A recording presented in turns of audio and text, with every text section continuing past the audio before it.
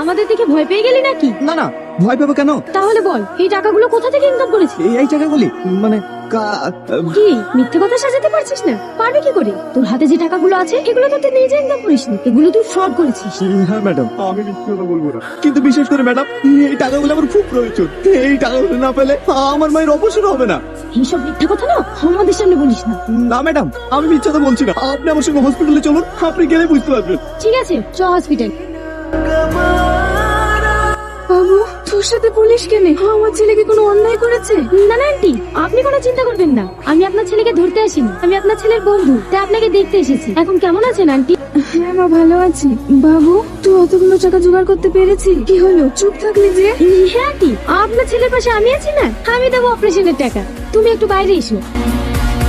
দেখো, আমরা আইনের রক্ষক, কিন্তু তুমি যেটা করেছো সেটা আইনের চোখে অন্যায়। তোমার মায়ের চিকিৎসার জন্য যত টাকা খরচা হবে আমি দেবো। তাই বলছি, তুমি যার অ্যাকাউন্ট থেকে টাকাটা ফ্রড করেছো তাকে ফিরিয়ে দিও। ম্যাডাম, আপনি আমার অনেক বড় উপকার করলেন, আপনাকে অনেক অনেক ধন্যবাদ। আর হ্যাঁ, যদি কোনো টাকার প্রয়োজন হয় কোনো রকম লজ্জা না করে আমাকে বলবে।